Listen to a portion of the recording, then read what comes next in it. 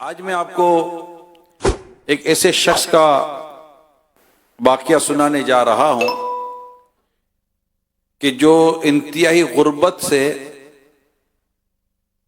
इंतहाई अमीर हो गया। अभी इसकी गुर्बत से लेकर इसके दौलतमंद बनने का सफर क्या था, कैसे था, अब ये आपने सुनना है। आज अरब दुनिया से एक साहब इस्तांबुल पहुंचे। अब इस्तांबुल पहुंचे तो अब इनको भूख भी लगी थी, तो ये एक रेस्टोरेंट में दाखिल हुए। रेस्टोरेंट में बड़ा रश था। अब सारे तुर्की थे और वो अरब दुनिया से आए थे, उनको अरबी आती थी। अब वो ढूंढ रहे थे कोई ऐसी टेबल या कोई ऐसा शख्स मिले जो मेरा हम ज़बान हो, तो मैं उसके साथ बैठूं, ताकि अकेला क्या खाना खाना, कोई किसी के साथ बैठकर खाना खाएंगे।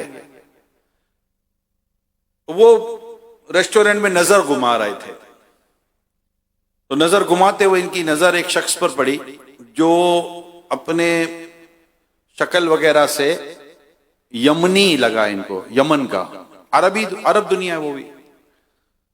उससे करीब जाकर सलाम किया उन साहब ने।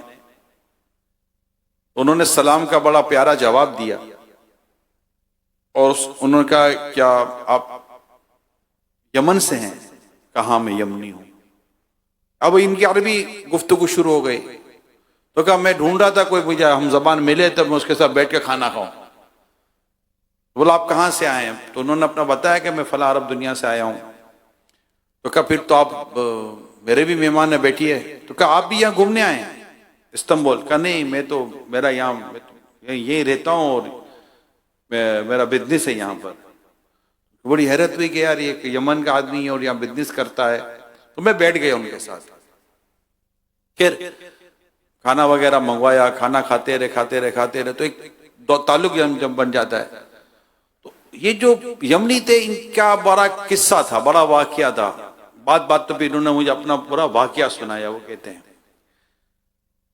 वाकया ये है कि ये वाकया 25 साल पुराना था। ये यमन के जो साहब थे, ये 25 साल पुराना इनका वाकया था। ये कहते हैं कि मेरे और 3 भाई भी हैं ना, और हमारा बड़ा गरीब घराना। एक दिन मेरा और मेरे भाई का झगड़ा हो गया। अब मैं था सबसे छोटा। जब मेरे भाई का और मेरा झगड़ा हुआ तो वालिद साहब को शिकायत हुई। तो शिकायत में उन्होंने मुझे कसूरवार ठहराया, जबकि मेरा कोई कसूर नहीं था। मैं बेकसूर था, बेगुनाह था, मेरी कोई इसमें खता नहीं थी। लेकिन चूंकि मैं छोटा था तो सब मुझ पर गालिब आ गए। जितने भाई थे, वालिद थे, जो मेरे वालिद और मेरे भाई थे, वालिद साहब ने मुझे मारना शुरू कर दिया। अब वालिद साहब ने मारा तो भाइयों ने भी मारना शुरू कर दिया। अब मैं छोटा, मैं सबकी मारे खा रहा हूं। ये मेरे साथ बड़ी ज्यादती हो गई ना, तो मुझसे रहा नहीं गया, मैं घर छोड़कर चला गया। मेरे पास कुछ पैसे तो थे। मैं वहां से सीधा अरब शरीफ चला गया। अरब शरीफ गया, वहां जिद्दा पहुंचा। तो ये उस वक्त का वाकया है कि जब आना जाना इतना मुश्किल नहीं था यमन वगैरह से। तो मैं वहां पहुंचा, पासपोर्ट भी था मेरे पास। तो वहां मैंने कुछ मजदूरी वगैरह शुरू कर दी कि मेरा गुजारा तो हो ना। मैं अब बगैर गुजारे के कैसे चलेगा? कब काम नहीं करूंगा, मेहनत मजदूरी नहीं करूंगा तो मैं खाऊंगा पीऊंगा कहां से? भीख तो मांगनी नहीं थी। तो खैर मैं जिद्दा में कुछ मेहनत मजदूरी करने लगा और 2 पैसे बन जाते थे तो मेरा गुजारा भी हो जाता था।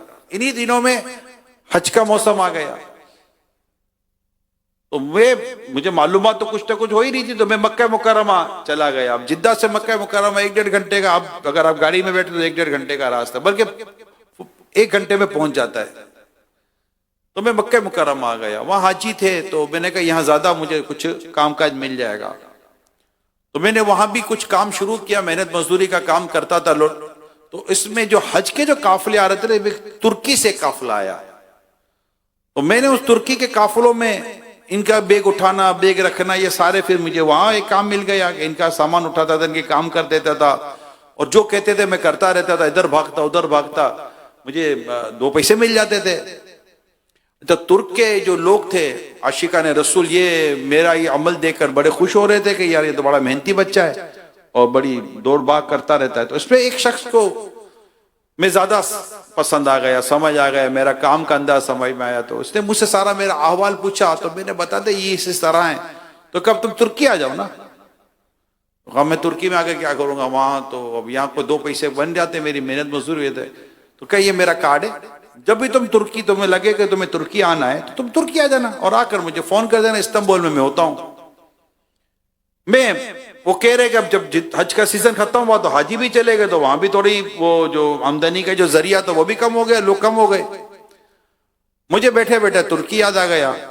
मैंने उसका कार्ड निकाला और मैंने इस्तांबुल जाने का फैसला किया। इस्तांबुल ये तुर्की का कैपिटल नहीं, वो तो अंकारा है, तारीखी शहर है, कुस्तुनतुनिया नाम सुना होगा, वो आज इस्तांबुल है।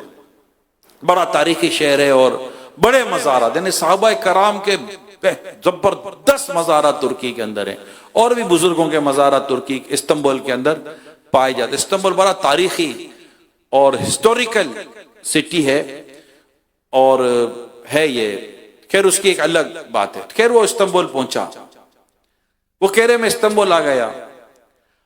अब यहां आकर मैंने वो कार्ड निकाला, उसको कॉल की जिसने मुझे कार्ड दिया था, शिस्वती से उसका फोन उठ गया।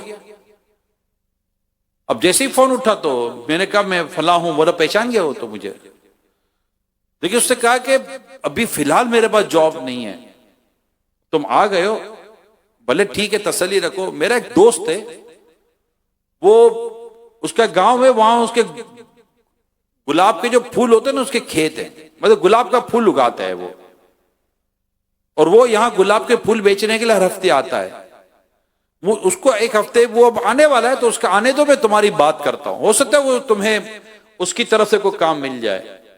का बहुत अच्छी बात है। अब बोला मैं, अब मुझे इंतजार करना है उसका कि वो क्या है क्या नहीं है। तो खैर वक्त हो गया, तो मेरा उससे राब्ता हुआ, तो कहा एक मैं फोन करता हूं, गुलाब का काम, गुलाब का फूल का जो काम करता था, उसे फोन किया। उसने कहा हाँ मुझे एक लड़के की जरूरत है तो सही, मेरे ट्यूबवेल संभाले, मेरे जो मैं पौधे जो फूल उगाता हूं उसकी थोड़ी देखभाल करे, और इस तरह के चंदे काम है, लेकिन लड़का मुझे मेहनती और ईमानदार चाहिए क्योंकि पैसे आते हैं मेरे पास। तो उसने कहा कि यार मैंने इसको देखा है मक्के मुकर्रमा में, ये लड़का मुझे तो मेहनती और ईमानदार लगा, अब तुम देख लो। तो वो लड़का कि उसकी मुलाकात हो गई, ये कह रहे मेरी उससे मुलाकात हो गई, यमनी ने कहा, और उससे मुझे एक मुनासिब सी तनख्वाह ऑफर की। मेरी समझ में आ गई कि ये तनख्वाह मेरे लिए काफी है। तो लीरा करके, तुर्की की करेंसी लीरा करेंसी कहलाती है, जैसे कि अरब शरीफ के रियाल हैं, कहीं का दिरहम है, कहीं का पौंड है, तो लीरा कहलाते हैं तुर्की की करेंसी। मैं इसके साथ उसके इलाके में चला गया जहां इसके खेत थे और जहां ये गुलाब के फूल उगाता था। बड़ी जगह थी, जमीन थी, और मैं गया और मैंने शाम से ही अपना काम शुरू कर दिया। मुझे आराम करके क्या करना था, मेहनत मजदूरी करनी थी, 2 पैसे कमाने थे, अपना गुजारा करना था। और अच्छा लड़का था, मुझे मेहनत से मतलब थी, मैं ईमानदारी के साथ, दियानतदारी के साथ काम करने का मेरा जहन था, और मैं ये करता रहा। अब उसका काम यह था कि वो गुलाब के फूल उगाते और लोग गुलाब के फूल खरीद के जाते थे। अब मुझे ये तशवीश, मुझे ये फिक्र जहन में ख्याल है ये गुलाब के फूलों का करते क्या है। तो पता चला कि भाई शादी होती है तो दुल्हन का कमरा सजाने में, तो फलां सजाने में, फलां काम में ये इस्तेमाल होते हैं गुलाब के फूल। और फिर बाद में पता चला कि भाई इसके तो लोग इत्र भी बनाते हैं। अब गुलाब का इत्र इसकी मालूमात थी, तो बोला गुलाब का इत्र बड़ा कीमती होता है, गुलाब की खुशबू आपको भी पता होगी, गुलाब की खुशबू आप लेते होंगे, तो गुलाब का इत्र वैसे ही अच्छा और मशहूर इत्र है गुलाब। खैर वो मालूमात ले ली, सब कुछ ले लिया। आहिस्ता मालूमात भी आती गई और इसको और इंफॉर्मेशन मिलती गई कि इससे और क्या क्या चीजें होती है, क्या क्या चीजें होती हैं। यूं उसको पैसे भी मिलते गए, अच्छा खासा पैसा मिलता गया, रहने के लिए मकान मिल गया था और इसके पास एक नॉर्मल सी रकम जमा हो गया। अब कुछ था तो उसके पास आगे पीछे तो ऐसा कुछ था नहीं, और उसके अंदर एक बेचैनी थी कि मुझे कुछ करना है, मुझे कुछ आगे बढ़ना है, मुझे कुछ बनना है, मैंने यहां तक नहीं रहना। इससे कुछ रिसर्च मालूमात ली जिन जगहों से लेनी थी। आज रिसर्च के एक और अंदाज है, पहले भी रिसर्च होती थी, मालूमात लेते थे। सेठ इसका अच्छा आदमी था जिसके पास एक काम करता था। उसने कहा कि मुझे अगर इजाजत दे तो मैं 10-12 दिन के लिए उम्रे पर जाना चाहता हूं। आदमी यूं नमाजी वगैरह के टाइप का लगा मुझे, मैंने जो वाकया पढ़ा मुझे से लगा नेक लोगों के लिए रास्ते बन जाते हैं। तो सेठ ने इजाजत दे दी, बोला मैं 10-15 दिन जा रहा हूं, मैं वापस आ जाऊंगा। वो 10-15 दिन के लिए गया। वो कह रहे मैं 10-15 दिन के लिए मक्के मुकर्रमा आया और मैंने उम्रा वगैरह किया। उम्रा वगैरह करके मैं मस्जिद और हराम से बाहर निकला तो वहां इत्तर की बड़ी दुकानें थी। मैं एक दुकान में दाखिल हो गया, मशहूर दुकान थी। वहां मेरी मुलाकात एक मिस्री सेल्समैन से हुई। एक सेल्समैन था, वो मिस्र का था। अब उससे गुफ्तगू शुरू हुई तो मैंने इससे कुछ इत्तर के बारे में पूछा। तो मैंने गुलाब के बारे में क्या था, बोला हमारे पास ताइफ का गुलाब है। कहाँ का? ताइफ। ताइफ का गुलाब मशहूर है कि गुलाब के फूल और वगैरह। बोला हमारे पास ताइफ का गुलाब है। मैं कितने का? बोला इतने का। फिर बोला इस्तांबुल का भी गुलाब है, तुर्की का गुलाब। तो मैंने कहा वो कहाँ है? वो बताया। तो मैंने दोनों के रेट मालूम कर लिए कि ये ताइफ के गुलाब का ये रेट है, इस्तांबुल के गुलाब का ये रेट है। मैंने कहा यार ये ताइफ का जो गुलाब है क्या मैं इसका विजिट कर सकता हूं, मैं देख सकता हूं? तो कहा मेरा जानने वाला है, वो भी मिस्र का ही है, मैं उसको फोन कर देता हूं। यार उसको फोन कर दे, मैं उससे मिलना चाहता हूं। अब वो 1.5 घंटा 2 घंटे का रास्ता तय करके कॉल पे बात करके ताइफ पहुंच गया। वो कहता मैं ताइफ पहुंचा और ताइफ पहुंच के मैं देखा कि यहाँ गुलाब जो उग रहा है उसको तजर्बा तो था ही। तो मैं वहां 2-3 दिन रहा और मैंने वहां देखा कि ये गुलाब के फूल खिलना और ये सारे जो खुशबू वगैरह का जो मामला होता है कैसे होता है। तो मैंने फिर उस मिस्र का जो लड़का था जिसका उसने हवाला दिया था, उससे भी 2-3 दिन में दोस्ती हो गई। दोस्ती सबसे कर लेता था मैं, खाना वाना साथ खा लेते थे, 2-4 दिन साथ रह जाते थे, तो मैं बातें तो कर लेता था। तो दोस्ती मेरी सबसे हो जाती थी। खुद बाअखलाक या मिलनसार टाइप का आदमी था। उससे मैंने उसको पूछा यार ये इत्तर कहाँ बनता है? बोला क्यों? मैंने यार मुझे देखना है इत्तर कहाँ बनता है। तो कहा ये फला जगह पे बनता है। बोला मुझे वो जगह देखनी है, दिखा सकते हो? बोला मेरा एक जानने वाला वो भी मिस्र का है, वो वहां काम करता है, मैं फोन कर देता हूं। बोला फोन करो। बात हुई तो वो फैक्ट्री पहुंच गया आधे घंटे के बाद। उससे भी सलाम दो हो गई, उससे भी खाना वाना खाया, तो उससे भी दोस्ती कर ली। अब उसको कहा मुझे बताओ ये इत्तर बनता कैसे है? तो अब वो उसको फैक्ट्री ले गया और फैक्ट्री में जो इत्तर कैसे बनता है, गुलाब के फूलों का इत्तर कैसे निकलता है, वो मशीन क्या होती है, वो पूरी इंडस्ट्री उसने देखी ना। अब ये इंडस्ट्री देखी, 1-2 दिन वो आ रहा। अब उससे कहा यार ये जो मशीन है सारी ये मिलती किधर है? तो कहीं इंडस्ट्रियल एरिया मिलती है। बोला यहाँ को जानने वाला? बोला हाँ हमारा मिस्र का वहां आदमी है, मेरा जानने वाला है। बोले उसको फोन करो ना, मैं उसके पास चला जाता हूं। उसको फोन किया, वो वहां चला गया। वहां जाकर उसने मशीन खरीद ली, जो जो इसके जरूरत की चीजें थी जिससे इत्र बनता है वो खरीद ली। और उसके 10-12-15 दिन पूरे हो गए। वो दोबारा अपने इस्तांबुल के साथ जो एक शहर था जहां पर ये सारे फूल उगते थे, जहां ये काम करता था, वहां आ गया उसके सेठ के पास। अब वहां अपने काम में लग गया। फिर सेठ को इसने कहा सेठ आपसे जो लोग गुलाब लेके जाते हैं ना और इसका ये जो इस्तेमाल करते हैं ना, मेरे को सब पता है। वो सादा आदमी था उसका सेठ, वो यार बेच कर वो अपना काम कर लेता था। बोला ये आपसे बहुत सस्ता लेके जाते हैं और इसका इत्र निकाल के बहुत महंगा बेचते हैं। बोला फिर? बोला मैं सब निजाम बना कर रहा है, बस अब 2-3 दिन रुको, आपको खुशखबरी में देता हूं। अब वो वहां पर सारा माल बुक कराया था ना उसने, मशीनें वगैरह जो भी सामान था सारा बुक कराया, बिल्टी विल्टी सब करा ली, जिसको बिल्टी बोलते हैं आप। थोड़े दिनों के बाद वहां से सारा सामान आ गया। बोला ये क्या कर रहा है? बोला अपने इत्र की फैक्ट्री लगाएंगे। अल्लाह ने कहा नहीं। बोला आप मुझ पर भरोसा करो। अब भरोसा था क्योंकि वो ईमानदार था, पैसे आते थे पूरे पैसे देता था, मेहनत करता था, 1 रुपए की चोरी नहीं करता था, झूठ नहीं बोलता था, बददियानती नहीं करता था, पूरा वक्त देता था। और उसका सेठ उससे खुश था कि यार ये लड़का बहुत ईमानदार है, मेहनती, ईमानदार मेहनती, खयानत नहीं करता, झूठ नहीं बोलता। ये सारा वो देख चुका था ना। बोला ठीक है, करीब की एक जमीन तो उसे खरीद ली। बोला चल यहां फैक्ट्री लगा। उससे छोटी सी एक फैक्ट्री लगा ली। फैक्ट्री लगाई और इत्र का काम शुरू किया। वो कहते मैंने 200 तोला इत्र निकाला गुलाब का। कितना? 200 तोला मैंने इत्र निकाला गुलाब का। और ये इत्र लेकर फिर मैंने अपने सेठ से इजाजत ली कि मुझे मक्के पाक जाना है, और मैं वहां पर इत्र लेकर गया और मैंने 200 तोला इत्र वहां जाकर एक अच्छे और उम्दा दामों में बेच दिया और मुझे ठीक ठाक नफा हुआ। और वहां से मैंने बैंक के जरिए, एक लीगल वे के जरिए मैंने पैसे जब मेरे सेठ को भिजवाए तो मेरा सेठ खुश हो, इसने कभी जिंदगी में इतने पैसे नहीं देखे थे। मतलब फिर मैं वापस आया तो मेरे सेठ को समझ में आ गया, कहा ठीक है एक और जमीन लेते तू फैक्ट्री बढ़ा। बढ़ाते बढ़ाते बढ़ाते बढ़ाते कहा हमने इतना बड़ा काम कर लिया कि हमारा इत्र ब्रांड बन गया और हमारी सप्लाई मक्के मुकर्रमा हो गई। ऐसे में सेठ को और मतलब मेरी तनख्वाह तो अच्छी हुई। फिर सेठ ने कहा कि आज से तू मेरे बिजनेस में इतने हिस्से का पार्टनर। अब नौकरी से मैं हो गया नौकर से पार्टनर। अब पार्टनर होने के बाद फिर सेठ को और मजा आया, क्या यार मैं तेरे नाम की अब जमीन खरीदता हूं और ये मैं तेरे नाम पर कराता हूं। उसने मेरे नाम की जमीन खरीद ली। अब मेरी ईमानदारी, मेरी दयानतदारी, मेरी शराफत, मेरी मेहनत, मेरे अंदाज से मेरा सेठ इतना मुतासिर था कि फिर मुझे कहने लगा कि देख तू है तो अच्छा आदमी, मेरी एक बेटी है, मैं चाहता हूं तेरे से शादी कर दो। अब मुझे चाहिए क्या था, काम काज मिल गया था, अब शादी भी करनी थी। तो सेठ की बेटी से शादी हो गई, सेठ मेरा ससुर हो गया। फिर इसने कहा मेरी जितनी जायदाद है मैं आधी मेरी बेटी के नाम करना चाहता हूं। कर दो भाई, मेरे का मना किया। तो उसने बेटी के नाम शादी वो भी कर दी। और यूं करते करते करते करते ये आज शख्स कहता है कि मुझे, फिर मेरे सेठ ने कहा तेरी गाड़ी पुरानी है तो मैं तो ये एक नई गाड़ी तोहफे में देना चाहता हूं। तो ये रेस्टोरेंट के बाहर जो बाहर इतनी कीमती गाड़ी खड़ी है ना, वो भी मुझे मेरे सेठ ने, जो मेरा ससुर था, वो तोहफे में दी मेरे को।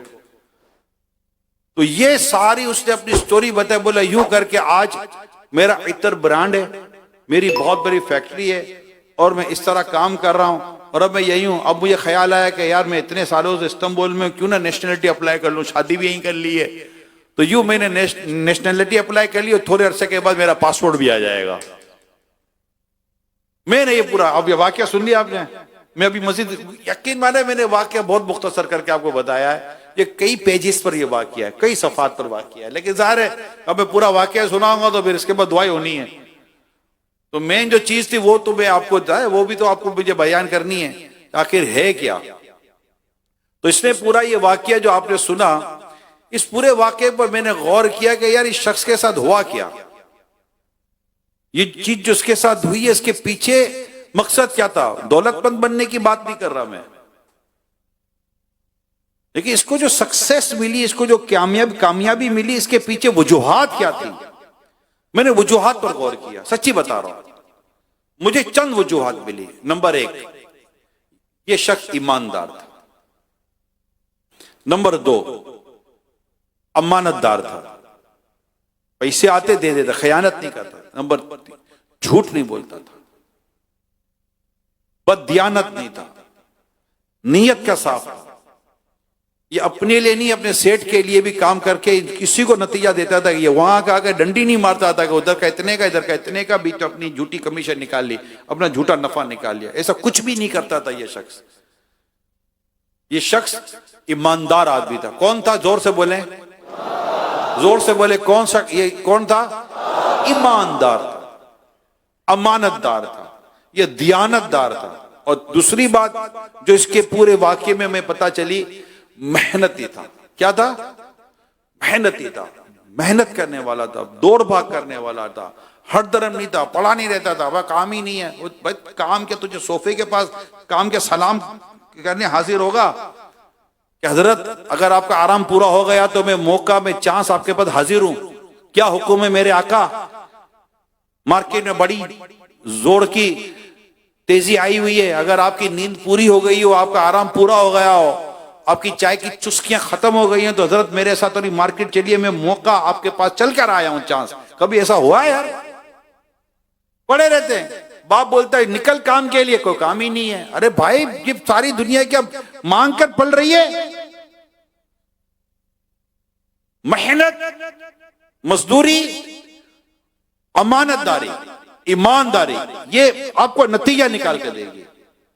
आप किसी भी फील्ड में चले जाएं, अगर आप कि एक सबसे पहली बात याद कर लें आज, आप आपकी नीयत साफ होनी चाहिए।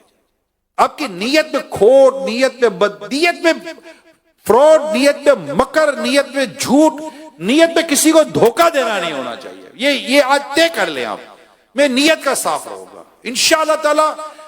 आप यकीन माने मैं अपने रब की रहमत पर नजर रखकर अगर कहूं, जिसकी नीयत साफ होगी ना इंशाअल्लाह उसके लिए मंजिल आसान हो जाएंगी। उस पर उसकी गैर से मदद होती है, उसकी गैर से मदद होती है। अल्लाह पाक उसको ना नवाजता है, बस नवाजता है उसको। उसकी नीयत साफ होनी चाहिए और वो झूठ ना बोले, अमानतदार। मैं आपको यहां पर एक दो रिवायतें सुनाता हूं। नबी पाक सल्लल्लाहु ताला अलैहि वसल्लम की चंद हदीसें सुने, अल्लाह पाक ने चाह तो समझने का मौका मिलेगा। सरकार मदीना सल्लल्लाहु अलैहि वसल्लम फरमाए, चार चीजें अगर तुम में पाई जाएं तो किसी दुनियावी चीज के का जाया हो जाना तुम्हें कोई नुकसान नहीं पहुंचाएगा। चार चीजें। नंबर एक, अमानत की हिफाजत। नंबर दो, सच्ची बात कहना। नंबर तीन, हुस्न अखलाक। और नंबर चार, पाकीज़ा गिज़ा।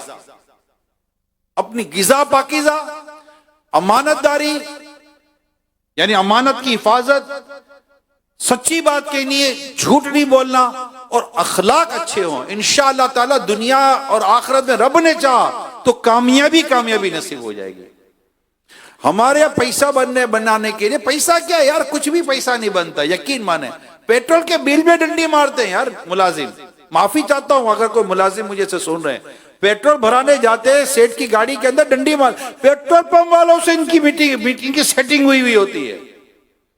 पेट्रोल पंप वालों से पेट्रोल पंप वाला पूरा बिल बना कर देता है और वो पूरे पैसे लेते हैं, लेकिन डंडी मारी है। पेट्रोल पंप पर मौजूद जो पेट्रोल भरने वाले होते हैं वो भी खा रहे होते हैं और जो ये मुलाजिम होता है ये भी खा रहा होता है। परचेजर डंडी मारते हैं, खरीदते किसी और दाम में, बता दे किसी और दाम में, जो बेचता है और ये जो खरीद रहे, दोनों की सेटिंग होती है और सेठ को डंडी मार रहे होते हैं, सेठ को धोखा दे रहे होते हैं। ऐसे ऐसे सेल्समैन आपको मिलेंगे। किसी से सेटिंग की हुई होगी, किसी को सेठ का राज बेच देंगे, किसी को कोई कॉन्ट्रैक्ट बेच देंगे, किसी को अंदर की बातें बता देंगे और दो पैसे निकाल लेंगे। अजीब और गरीब किस्म की, झूठ भी बोलते हैं यार। नहीं यकीन माने इतने का प्लॉट है, पीछे से प्लॉट इन्होंने आगे पीछे किया हुआ था, मतलब इसको बादों का टाप बोलते हैं ये लोग।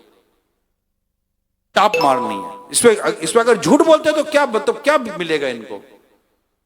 और जब बाद में पता चलेगा यार इतने का बेचा, मेरे को झूठ बोला, क्योंकि ये चाहते हैं कि दोनों पार्टियों को पता ही ना चले कि प्लॉट गया कितने का, उसने दिया कितने का, मैंने बेचा कितने का। कमीशन अलग खा लेंगे और दीगर चीज अलग कर लेंगे। ऐसे इतनी अजीब और गरीब किस्म की बेईमानियां करते हैं। अजीब, ये जो सेठ, दुकानदार, मालिक, सेठ, ये तो चलो इनके बारे में हमने पिछले दिनों भी कुछ सुना था, मगर ये जो मुलाजिम है ये क्या कर रहा है?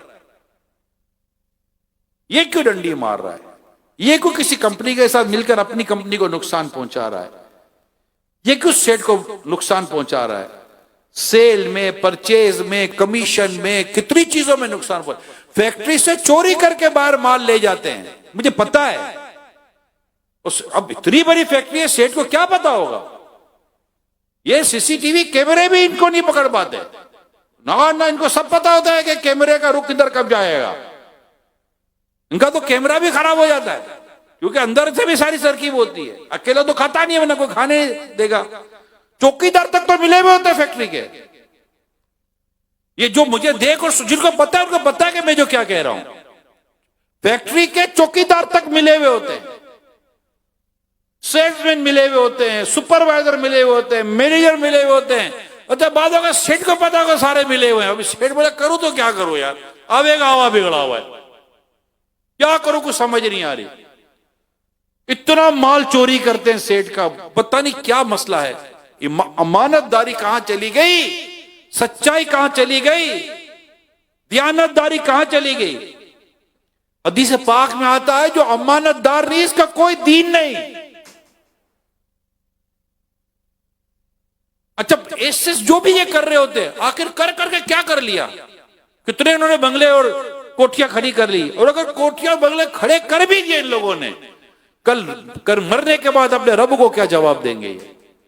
ये पैसा कहां लेके जाएंगे? कब्र में क्या होगा? और ये पैसा पीछे, यानी कि हराम माल की नहुसत सुनो, हराम माल की सदका करेगा कबूल नहीं है, सदका करेगा कबूल नहीं, कि अल्लाह पाक है, पाक माल कबूल फरमाता है। खर्च करेगा बरकत नहीं है, और छोड़ के मरा तो अज़ाब कब्र का बाइस बनेगा। एक खैर का पहलू भी नहीं हराम की रोजी में, एक खैर का पहलू, और खुद उसका अपना फेलियर अलग। इसको फिर को बिठाने और खिलाने पिलाने के तैयार नहीं है। अरे ऐसों को बाद होगा दवा में शिफा भी नहीं मिलती, जिन पैसों से इन्होंने दवाई खरीदी होती शिफा भी नहीं मिलती। जैसे आता है वैसा चला जाता है, बीमारियां तक दूर नहीं होती बेचारों की। रहम आता है इन लोगों के ऊपर कि ये मतलब क्यों कर रहे होते ऐसे। इनको सैलरी में तो मसला ही, सैलरी में इंटरेस्ट भी नहीं होता। ये कभी तो सेठ भी बोलेगा, कभी बोनस का नहीं बोलता, कभी इंक्रीमेंट का नहीं बोलता, कभी सैलरी बढ़ाने का नहीं बोलता। अरे कहां से बोलेगा? इसके तो जो पीछे से इसका जो सारा निजाम बना हुआ है, इसको जरूरत ही नहीं है तुम्हारे सैलरी बढ़ाने की। मैं जनरल सबकी नहीं कह रहा होता, लेकिन मैं जिनका कह रहा हूं, अगर वो सुन्नतों को पता है कि मैं उनका कह रहा हूं। हाँ, आपको अगर लगता है ये मुझे कह रहा है, अब यकीन मानो मैं आपको कह रहा हूं। आपको समझ नहीं आती यार, ये हराम का पैसा कहां लेके जाओगे? झूठ बोल के, बददियानती करके, ऐसा छोटा सा मिस्किन ये तो मुंह बना लेते हो सेठ के सामने या किसी के भी सामने। अल्लाह पाक आपको मुझे हराम रोजी से बचाए। मेहनत करें, मजदूरी करें, जो अल्लाह ने आपके मुकद्दर में रखा है वो मिलेगा आपको। आपके मुकद्दर से वैसे ज्यादा नहीं मिला था। ये तो आपने बेसब्री की कि उस रिस्क को आपने हराम के जरिए से इस्तेमाल हासिल किया, वरना वो रिस्क तो था ही आपका। ऐसा हो ही नहीं सकता कि जो रिस्क आपका नहीं है वो आपको मिल जाए। कैसे हो सकता है यार? पॉसिबिलिटी नहीं है। वो रिस्क था आपका, आपने अल्लाह पर भरोसा करके अगर आप सब्र कर लेते ये रिस्क आप ही के पास आना था, मगर आपने उसके लेने में हराम का रास्ता इख्तियार करो। ये हदीस पाक मौजूद है, रिस्क की तंगी तुम्हें अल्लाह की नाफरमानी पर ना उबारे। तो अल्लाह पाक आपको मुझे अमानतदारी, ईमानदारी और मेहनत, ये पड़े रहते हैं दुकान पर भी पड़े रहते, सो जाते हैं यार, दुकान पर जाकर सो जाते हैं, थोड़ी थोड़ी देर के बाद छुट्टी पे चले जाएंगे। हमारे एक जानने वाले ने घर बनाया, मेरे पिता मदई मुज़ाकरे भी अमीर के साथ भी डिस्कस की थी लाइव। हमारे जानने वाले घर पर मुझे उन्होंने बताया, यार पता नहीं हमारे कारीगर के कितने रिश्तेदार है जो हर हफ्ते या महीने में मर जाते हैं, और थोड़े दिन के बाद कोई मर गया, और दूर के मर जाते हो, सास की भी कोई मर गई। मैं कहा यार तुम सब में जाता है, सब गांव में जाते हैं सब। अच्छा, सबका इंतकाल भी गांव में हो रहा है, शहर में किसी का इंतकाल नहीं हो रहा। दो तो तीन दिन के लिए चले गए, भैया आज इसका इंतकाल हो गया, फिर थोड़ा इसका इंतकाल हो गया। अरे भाई कितने इंतकाल हो गए तुम्हारे खानदान के अंदर? क्या वो पैसे ले चुके हैं? उसका घर खड़ा हुआ है, वो चला गया। लोग कहते हैं यार काम नहीं है, मैं कहता हूं काम है, तुम ईमानदार बनो, बहुत काम है, यकीन मानो बहुत काम है। काम ईमानदारी के साथ करें और उम्दगी के साथ करें। किसके साथ करें? उम्दगी के साथ करें काम। इंशाअल्लाह ताला आपको इसका फायदा मिलेगा। हदीस पाक में अल्लाह पाक इस बात को पसंद फरमाता है, कोई शख्स जब कोई काम करे तो उसको बेहतर तौर पर करे। अब सीखें, मेहनत मजदूरी करें। अच्छे टेक्नीशियन, मैं आपको बता रहा हूं मेरे प्यारे, अच्छे टेक्नीशियन, एसी दुरुस्त करने वाले, फ्रिज दुरुस्त करने वाले, मशीन दुरुस्त करने वाले, इस तरह के अच्छे ईमानदार, ये गलत पुर्जे लगाने वाले नहीं कि आपसे ओरिजिनल के पैसे ले लेंगे, 2 नंबर का पुर्जा लगा उसी को सही करके लगा देंगे। अब हमको क्या पता अंदर में कौन सा पुर्जा दोबारा डाल दिया आपने। ये करते हैं यार, 2 नंबर का काम करते हैं। जुगाड़, इसको आपने सुना, अपने जुमला जुगाड़, यार जुगाड़ हो जाए। अच्छा, ये कारीगरी बोलेगा आपको, जुगाड़ कर दूं, और हम भी बोलेंगे हो जाएगा जुगाड़, हो जाएगा, लिख कर दे जुगाड़। यार ये तो अजीब जुमला है। अच्छा ये आपको यही मिलेगा जुगाड़ी एक दो मुल्कों के अंदर ही, बाकी को बोल के तो देखे जुगाड़ कर दो, बोला तेरा पासपोर्ट ला मैं ही कर देता हूं तेरा कुछ। क्या जुगाड़ क्या होता है? एक चीज खराब हो गई तो बात चीजें जब खराब होती है ना तो इसका रिप्लेस जो है ना, इसकी ओरिजिनलिटी है, ओरिजिनली इसका रिप्लेस होगा। आप कुछ और कुछ करने बैठेंगे तो ये एक चीज खराब हुई है 10 चीज और खराब हो जाएंगी। तो ये मतलब अजीब लोग हैं। अच्छे ईमानदार लोग जहां भी मिलते हैं, मुझे पता है, आपको पता होगा यार, मैं कोई मतलब कोई खलाओं की बात थोड़ी कर रहा हूं, इसी जमीन की बात कर रहा हूं। और जब बात कर रहा हूं सब, जो मुझे मौका मिले, आपको मौका मिले तो अभी से ज्यादा बोल दोगे। अच्छे ईमानदार लोग मिलते नहीं है। आप कार सही करने के लिए जाएं,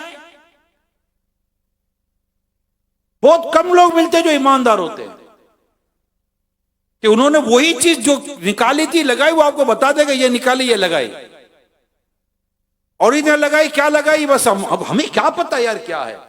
लिहाजा अगर आप और जो ईमानदार है, दियानतदार है, मेहनती है, आप यकीन माने इसके पास रश लगा हुआ है, टाइम नहीं है उसके पास।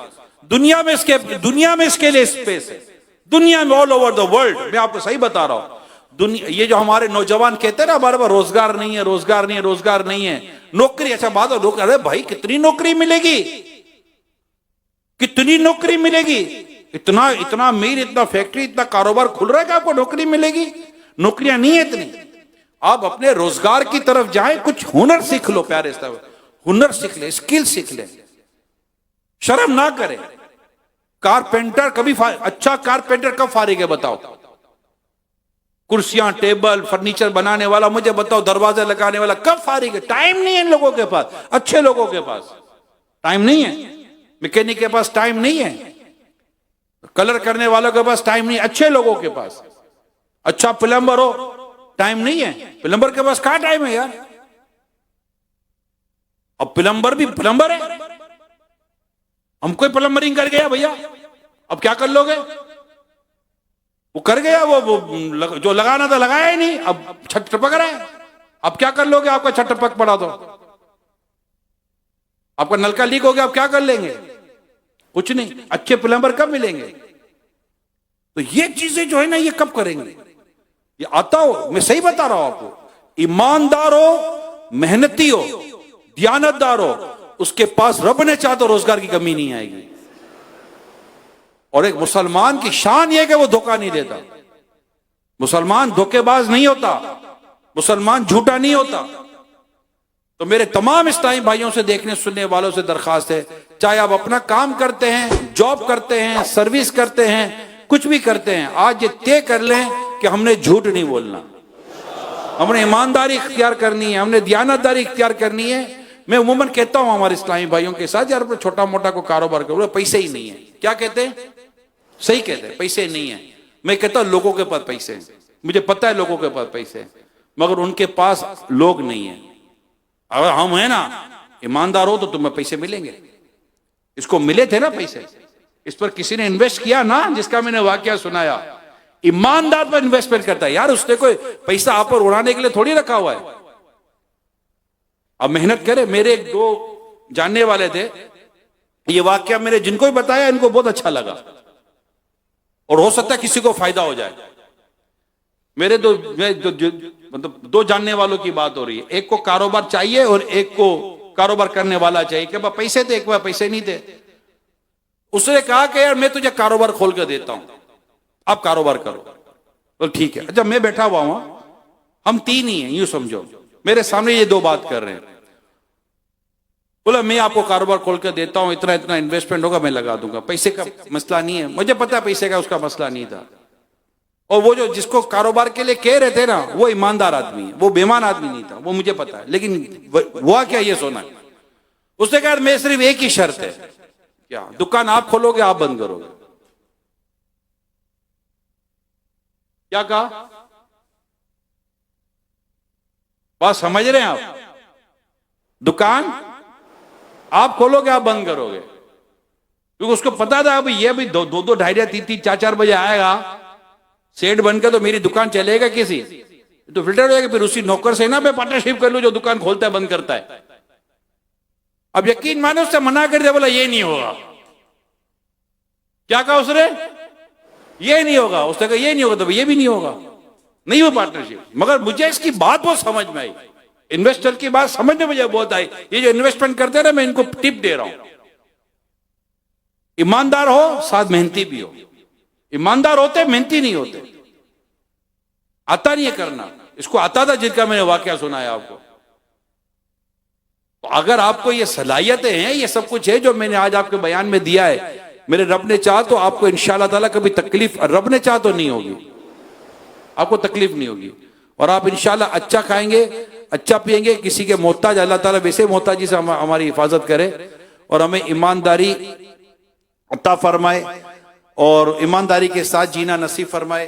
प्यारे आका सल्लल्लाहु ताला अलैहि वसल्लम फरमाते, मोमिन की पैदाइश सब खसलतों पर हो सकती है, यानी मोमिन हर आदत में पैदा हो सकता है अगर जो बुरी हो, मगर खयानत और झूठ पर नहीं हो सकती। यानी ये दोनों चीजें मुसलमानी की जिद है। यानी मुसलमान झूठा नहीं हो सकता, मुसलमान खाइन नहीं हो सकता, यानी खयानत करने वाला नहीं हो सकता। तो आज के इस बयान में तमाम इस्लामी भाई इस बात को तय कर लें, हम इंशाअल्लाह न कभी झूठ बोलेंगे, न कभी खयानत करेंगे, न कभी बददियानती करेंगे। एक और हदीस सुनिए, मैं उस शख्स के लिए जन्नत के दरमियान में एक घर दिलाने का जामिन हूं जो झूठ बोलना छोड़ दे, अगरचे ये झूठ अजराए मजाक हो। मजाक में भी झूठ की इजाजत नहीं है। अगर ये झूठ बोलना छोड़ दो तो मेरे आका फरमाते कि मैं उसका जामिन हूं, कि घर दिलाने का जामिन हूं, जन्नत के दरमियान में एक घर दिलाएंगे मेरे आका। वो तो निहायत सस्ता सौदा बेच रहे हैं जन्नत का, हम मुफलिस क्या मोल चुकाएं, अपना हाथ ही खाली। जन्नत की जमानत है मेरे प्यारे इस्लामी भाई। तो आज मेरे मुत्तकीफिन इस्लामी भाई मदनी चैनल पर जो मौजूद हैं, सोशल मीडिया पर जो मौजूद हैं, घरों के हालात को देखो। खाली ये कहते ना फिर कुछ भी नहीं, कुछ भी। हमारे इस्लाम में हमारे अपने मुल्क के लोग डंकी लगा कर चले गए भैया मुल्क से बाहर, अजीब अजीब गलत बॉर्डर पार करके जाना। मैं मिलकर आया हूं उन लोगों से जिनका आप कहते हैं, उनसे मिलकर आया हूं। रोते मारे खाते हैं। अभी हाल वो बहुत ज्यादा पुराना वाकया शायद नहीं होगा, दो भाई साथ गए डंकी लगाकर। डंकी समझते हैं ना, ये पंजाब वाले बहुत ज्यादा समझते होंगे। अब मुझे पता है, मैं कितना समझाओ समझते नहीं है भाई। जाना है अगर मिसाल के तो जाना है बैरून मुल्क, तो भाई तरीके से जाओ ना यार, पासपोर्ट वीजा जॉब सारा इंतजाम करके जाओ अगर जाना ही है तो, वरना जाने की जरूरत भी नहीं है। यहां मेहनत करो। एक शख्स जा रहा था बाहर कमाने के लिए, तो हजरत ने फरमाया वहां के खुदा को मेरा सलाम कहना। कहा हजरत क्या कह रहे हैं, वहां का खुदा को इधर का उधर का अलग थोड़ी है। कहा ये तो बेटा समझा रहा हूं, जो खुदा तुझे वहां रिस्क देगा वही खुदा तुझे यहां भी रिस्क देगा। तो चलो ये चले जाते हैं। भाई जाना ही तो भाई लीगल जाएं, क्यों जान जोखिम में डालकर और नाजायज और गलत तरीके से जा रहे हैं। तो दो भाई गए एक साथ, ये डंकी वो क्या है लंकी लगाकर, और दोनों भाई गए। अब वो क्या होता है, वो किश्ती में लेके जाते हैं ना, फाइनल जो है ना, फाइनल प्रोसीजर ये समझे किश्ती है, ये बाय सी बॉर्डर क्रॉस करवाते हैं। और जब अब समंदर में भी पुलिस होती है, सिक्योरिटी तो होती है बॉर्डर की हिफाजत के लिए। इसमें से एक भाई को चढ़ी खांसी, मेरे पास लिखा हुआ है, एक भाई को चढ़ी हुई खांसी। अब वो जो उसको लेके जा, बोला तेरे भाई को चुप करा, हम सब मरेंगे। अब खांसी जिसको चढ़ती है, अब खांसी थोड़ी खुद हाथ से रोकेगा, खांसी ना रुके। उसके भाई के सामने इसके भाई को उठाकर समुद्र में फेंक दिया। उसकी आंखों के सामने इसका भाई समुद्र में डूबकर मर गया। क्योंकि अगर वो उनको ये था कि ये नहीं, ये खांसेगा तो हम सब मर जाएंगे। ऐसे मैंने 2 से 3 लाइव प्रोग्राम किए मदनी चैनल पर, लाइव प्रोग्राम किए, सब खोल के बताया। मैंने उनके इंटरव्यूज दिखाए मदनी चैनल पर, जो ये डंकी लगाकर बाहर से होकर आ गए। किसी का हाथ जाया, किसी का पांव जाया, किसी के सामने उसके वालिद साहब इंतकाल कर गए। यार और मैं उनका वहां भी हाल देकर आया हूं। सुबह अंधेरे जाते काम पर, वो भी खेतों में कीनू तोड़ने जाएंगे, ये तोड़ने जाएंगे, वो तोड़ने जाएंगे। यहां पर बैठकर 4 पाई पर लस्सियां मांगते हो।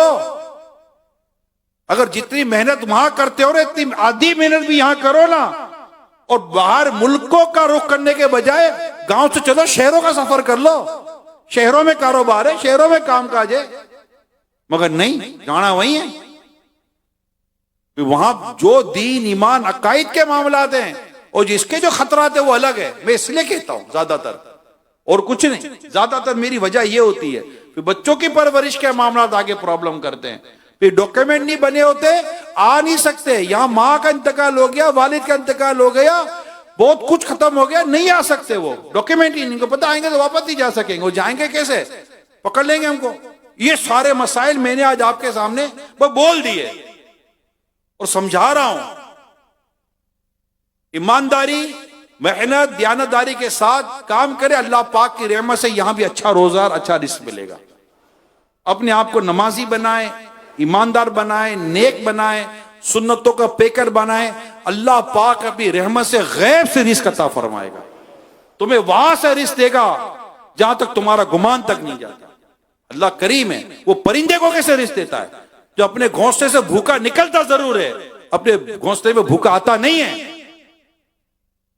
अल्लाह पाक हम सबको कनात भी दे, ईमानदारी दे, और अल्लाह पाक हमें अपनी जात के किसी का मोहताज ना करे। मेहनत मजदूरी करे, अपने माँ बाप की भी आगे ठंडी करे। जो इसलिए रिस्क कमाता है, रोजी कमाता है कि खुद को और अपने घर वालों को मोहताजी से बचाए, रिस्क के हलाल कमाता है। खुद को और अपने घर वालों को मोहताजी से बचाने के लिए माँ बाप की खिदमत करेगा। ऐसा रोजी कमाने वाले शख्स को हदीस पाक में कहा, यह मुजाहिद फी सबीलिल्लाह है। अपने हाथों से काम करने वाले को बेहतरीन रिस्क, तुम्हारे रिस्क वो जो तुम अपने हाथों से कमाते हो, और इसको पसंद किया गया है। शरीयत इसको पसंद नहीं करती। हाथ यूं नहीं होना चाहिए। हाथ कैसे होना चाहिए? यूं होना चाहिए। अल्लाह पाक हम सबको तंगदस्ती से बचाए। अल्लाह ताला कुशादगी दे, फराखी दे, बेमानी, झूठ, बदयानती से अल्लाह हमारी हिफाजत करे। ईमानदारी, दयानतदारी के साथ अल्लाह पाक हमें रोजी और रिस्क कमाने की तौफीक अता फरमाए। और जिनके साथ हम काम करते हैं अल्लाह पाक हमें उनके साथ भी बेईमानी से बचाए और हमें अच्छी नीयतों वाला बनाए, सुथरी पाकीज़ा नीयतों वाला बनाए। आमीन। बिजाई खातिमी नबीयीन सल्लल्लाहु तआला अलैहि वसल्लम।